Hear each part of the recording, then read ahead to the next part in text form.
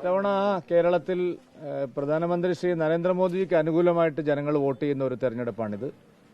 ഒരുപക്ഷെ നമ്മുടെ സംസ്ഥാനത്തിന്റെ ചരിത്രത്തിൽ ആദ്യമായിട്ട് ഇത്രയും ഒരു ശക്തമായിട്ടുള്ള പോസിറ്റീവ് വോട്ടിംഗ് പ്രധാനമന്ത്രി ശ്രീ നരേന്ദ്രമോദിജിയുടെ വികസന അജണ്ടയ്ക്ക് ജനങ്ങൾ ഒന്നടങ്കം വോട്ട് ചെയ്യുന്ന ഒരു തെരഞ്ഞെടുപ്പാണിത്. ഇരു മുന്നണികളോടും ശക്തമായിട്ടുള്ള അമർഷം കേരളത്തിലെ ജനങ്ങൾക്കുണ്ട്. സംസ്ഥാന ഗവൺമെന്റിന്റെ തെറ്റായ നയങ്ങൾക്കെതിരായിട്ടുള്ള ശക്തമായ വിധിയെഴുത്തായിരിക്കും. അതേസമയം സർക്കാരിനെതിരായിട്ടുള്ള വികാരം ഒരു തരത്തിലും UDFന് സഹായകരമാവില്ല. കാരണം ഇന്ത്യ മുന്നണിയിലെ രണ്ട് പ്രധാനപ്പെട്ട ഘടകകക്ഷികളെ പോലെയാണ് അവരിവിടെ മത്സരിക്കുന്നത്. അവരുടെ മത്സരം ജനങ്ങളുടെ കണ്ണിൽ പൊടിയിടാനാണ്. യാതൊരു നിലപാട് വ്യത്യാസവും ഈ രണ്ട് മുന്നണികൾക്കുമില്ല. ഇത് ലോക്സഭയിലേക്കുള്ള തെരഞ്ഞെടുപ്പാണ്. IND മുന്നണിയിലെ രണ്ട് കക്ഷികളും LDFും UDFും ഒരേ നിലപാട് തന്നെയാണ്. ഈ തെരഞ്ഞെടുപ്പിൽ ഒരേ നയം തന്നെയാണ് അവർക്കുള്ളത്. നരേന്ദ്രമോദി മാത്രമാണ് കേരളത്തിൽ ഇത്തവണ ഒരു വികസന രാഷ്ട്രീയം ചർച്ചയാക്കിയത്. കേരളത്തിന്റെ ഇന്നത്തെ ദുരവസ്ഥയ്ക്ക് പരിഹാരം കാണാൻ സാമ്പത്തിക പ്രതിസന്ധി, വിലക്കയറ്റം, വലിയ തോതിൽ ഭീകരമായിട്ടുള്ള അഴിമതി, സഹകരണ കൊള്ള, വർഗീയ രാഷ്ട്രീയം, ഇതിനെല്ലാം എതിരായിട്ട് ജനങ്ങൾ മോദിക്ക് അനുകൂലമായി വോട്ട് ചെയ്യും. ഇത്തവണ പോസിറ്റീവ് വോട്ടിംഗ് ആയിരിക്കും, ഒരു സംശയവുമില്ല. എല്ലാ മണ്ഡലങ്ങളിലും മോദിജിക്ക് അനുകൂലമായിട്ടുള്ള ശക്തമായിട്ടുള്ള ജനവികാരമാണുള്ളത്. അത് തീർച്ചയായിട്ടും ഇത്തവണ തെരഞ്ഞെടുപ്പിൽ വലിയ ചലനങ്ങൾ ഉണ്ടാക്കും.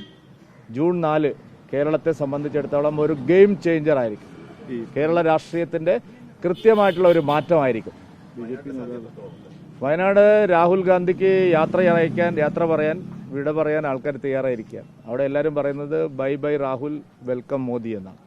ഈ BJP നേതാവ് പ്രകാശ് ജാവ്ദേക്കറുമായി EP ജയരാജൻ കൂടിക്കാഴ്ച നടത്തുന്നത് നന്ദകുമാർ പറഞ്ഞു. EP അത് സ്ഥിരീകരിച്ചിട്ടുണ്ട്, കൂടിക്കാഴ്ച നടത്തിയെന്ന് അദ്ദേഹം തന്നെ. അല്ല, അത് ഇരു മുന്നണികളിലെയും പല പ്രമുഖരും, നിങ്ങളിപ്പോ ഒന്നോ രണ്ടോ പേരുകൾ മാത്രമാണ്, നിങ്ങളിപ്പോൾ സുധാകരൻ, EP ജയരാജൻ തുടങ്ങിയ പേരുകൾ മാത്രമാണ് കേട്ടിട്ടുള്ളത്.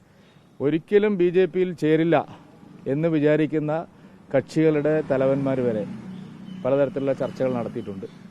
ജൂൺ 4 ശേഷം കൂട്ടത്തോടെ LDF, UDF മുന്നണികളിലെ പ്രമുഖർ BJPയിൽ ചേരും. അതാ ഞാൻ പറഞ്ഞത്, ഇത് വലിയൊരു രാഷ്ട്രീയ മാറ്റത്തിനുള്ള തെരഞ്ഞെടുപ്പാണ്. കഴിഞ്ഞ ഇത്രയും വർഷങ്ങൾക്ക് ശേഷം ഇതാദ്യമായിട്ടാണ് ശക്തമായിട്ടുള്ള ഒരു രാഷ്ട്രീയ മാറ്റത്തിന് വിരൽ ചൂണ്ടുന്ന ഒരു വലിയ തെരഞ്ഞെടുപ്പായിരുന്നു.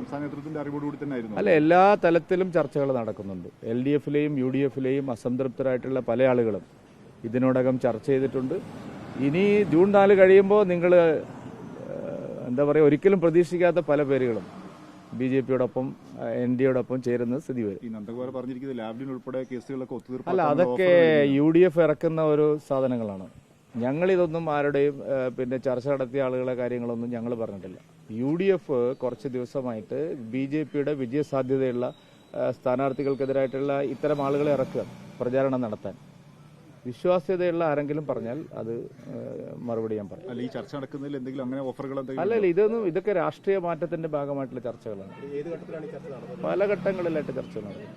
ഇനി എങ്ങനെയായിരിക്കും ഇനി തുടർ ചർച്ചകൾ? അല്ല, ഇനിയിപ്പോൾ ഞാൻ പറഞ്ഞല്ലോ, ജൂൺ 4 ശേഷം നിങ്ങൾ അസാധ്യമെന്ന് കരുതുന്ന, അല്ലെങ്കിൽ ഒരിക്കലും സംഭവിക്കില്ലെന്ന് കരുതുന്ന പല കക്ഷികളും പല നേതാക്കളും NDAയുമായിട്ട് സഹകരിച്ചിട്ടുണ്ട്. ഈ വയനാട്ടിലെ കിറ്റ് ഇന്നും ചർച്ചയിൽ നിൽക്കുന്നുണ്ട്. ക്വിറ്റ് രാഹുൽ എന്നാണ് വയനാട് പറയുന്നത്. നിങ്ങളപ്പോൾ കിറ്റിനെ പറ്റാണ്.